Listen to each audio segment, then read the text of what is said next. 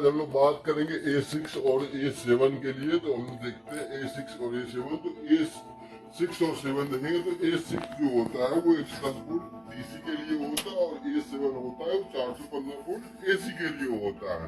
तो सबसे पहले इसे काम क्या करता है, तो इसका काम ये है जो ये वायर लगे हुए हैं, इन वायरों का जो इंसुलेशन है वो वीक है। तो वीक हो तो कैसे पता चलेगा, तो वीक होगा तो क्या करेगा, या तो छुएंगे तो करंट लगेगा, या जहाँ ये बॉडी में टच हो उस बॉडी में करंट उतरेगा तो क्या करेगा, तो एमसीबी ट्रिप करेगी या कोई पकड़े उकड़ेगा तो उसको झटका लगेगा करंट का।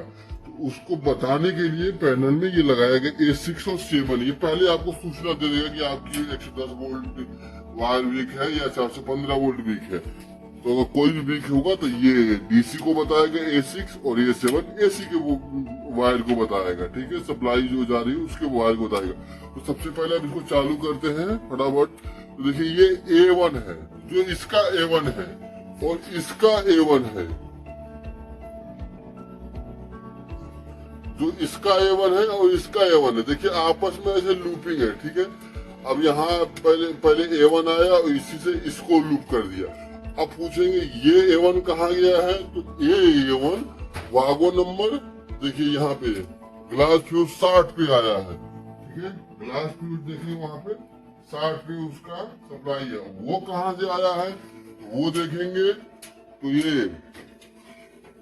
ग्लास फ्यूज ये HRC फ्यूज F44 से आया है। यहाँ से एक रेड वायर, यहाँ से वायर लिया और ये ग्लास फ्यूज पे ले गया 60 पे, और 60 से ग्लास फ्यूज लाया और इसको A7 को A1 दिया और इसी से इसको भी A1 दे दिया। तो इसको A1 मिल गया।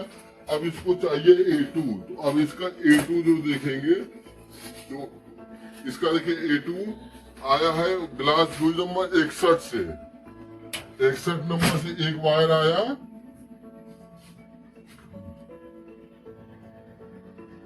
एक वायर आया और इसके नीचे देखेंगे जो साइड में तार है तो एक सबसे नीचे अपने हाथ के राइट हैंड में सबसे कॉर्नर वाला तार ये A2 है और इसको भी A2 मिल गया। ठीक है, यहाँ पे मिल गया। तो अभी क्या है, ये ऑन हो गए, अभी ये ऑन हो गया।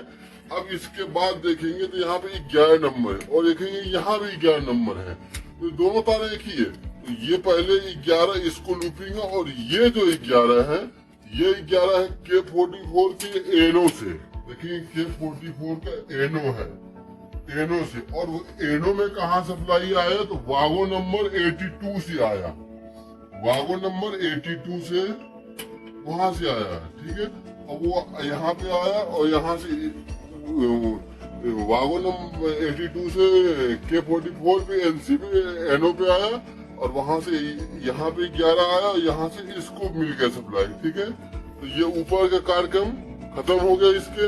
अब बचा ये के ई। तो ये के ई में देखिए यहाँ पे हरा लगा हुआ, तो ये के ई क्या है कि ये अर्थिंग का तार है। तो अर्थिंग का तार ये जो है वहां पे कहा जाएगा, तो जो अर्थिंग का तार है वो जाएगा 202 नंबर बागों पे। 202 नंबर बागो देखिए यहाँ नीचे बागो है 202 नंबर। तो जो 202 नंबर बागो है ये देखिए ये बागो सबसे अलग है, ये हरा बागो है। तो बाकी बागों का काम क्या होता है कि एक सप्लाई इधर से उधर पास करने का, लेकिन इसका काम क्या है, जैसे हम किसी तार को यहाँ पे अर्थ करते हैं, ये देखो जैसे हम किसी तार को यहाँ पे अर्थ करते हैं,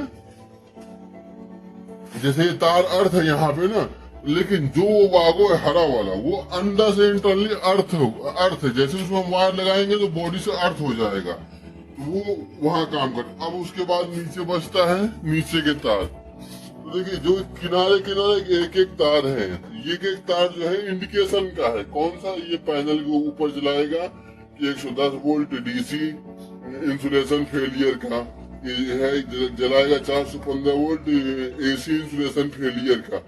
अब जो ये तार बचते हैं तो एक सबसे कॉर्नर की तार देखेंगे, ये कॉर्नर की तार है। तो इसको भी ध्यान से नीचे देखेंगे, देखिए हरा कलर में नीचे करो, देखिए ये हरा आ रहा है।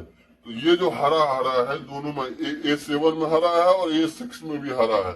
ये जो दोनों हरे हैं, ये जो दोनों हरे देखेंगे तो नीचे ग्लास फ्यूज में वो वागो में दिखाओ, तो नीचे आप वागो में देखेंगे यहाँ पे तो 202 और 201 हरा वागो है।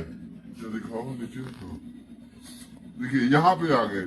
ये क्यों आया कि अगर किसी भी वायर का इंसुलेशन वीक होगा तो क्या उसकी करंट बॉडी में उतरेगा, और बॉडी में उतरेगा तो बॉडी से ये सेंस करके बताता है कि भाई 415 में इंसुलेशन मतलब करंट उतर रहा है या 110 वोल्ट एसी में करंट डीसी में करंट उतर रहा है।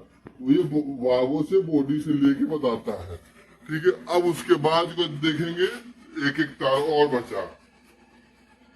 तो देखिए यहाँ पे देखेंगे ना, तो L1 और L2 है।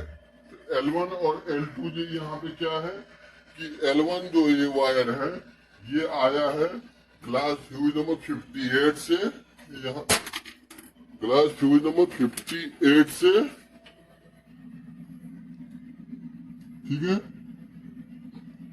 ग्लास नंबर 58 से और वागो नंबर 198 से, ठीक है, वागो नंबर 198 से आया है। दिखा दिए, तो आपने ये देख लिया L प्लस जो वायर है ये वागो नंबर 198 से ग्लास फ्यूज नंबर 58 से होके आ रहा है। लेकिन वहीं बगल में देखेंगे तो L माइनस जो वायर है ये वागो नंबर 199 से और ग्लास फ्यूज नंबर 159 से होके आता है। ठीक है, और इसका जो देखेंगे ये 12201 वाला तार है ये L वाला, ये आएगा वागो नंबर 200 से और ग्लास फ्यूज नंबर 62 से। तो इस तरह से ये बॉडी को सेंस करके, और ये सेंस करके बताता कहाँ पे, ये करता कुछ नहीं, बस बताता है, सूचना देता है। तो ये बताएगा कि आपकी डीसी तार में कोई भाई मतलब तार का इंसुलेशन वीक हो गया है, या बॉडी में कहीं तार टच कर रहा है, टच करने की वजह से भी करंट उतर सकता है। तो दोनों चीज को बताएगा, टच करेगा तो भी बताएगा, अगर वायर का इंसुलेशन वीक हो जाएगा तब भी बताएगा। और ये है 415 के लिए, अगर 415 कहीं बॉडी में टच करेगा तो भी बताएगा, अगर इंसुलेशन अगर उसका वीक है तब भी बताएगा। तो बताएगा कैसे, एक यहाँ पे देखेंगे बीच की लाइट बंद है तो यह जल जाएगा, एफ जो फॉल्ट वाली लाइट है ना वो जल जाएगा, रेड हो जाएगा, रेड जल जाएगा तो वो दिखाने लगेगा कि भैया आपका कहीं फॉल्ट है। अब देखिए यहाँ से नीचे देखिए, इधर देखिए, अब देखिए ये एक इंडिकेशन का जो तार दिखाया था वो यहाँ पे आ गया, इंसुलेशन फेलियर 110 वोल्ट, यहाँ पे भी लाइट जल जाती है। ये देखिए इंसुलेशन फेलियर 415 वोल्ट, यहाँ पे भी लाइट जल जाती है।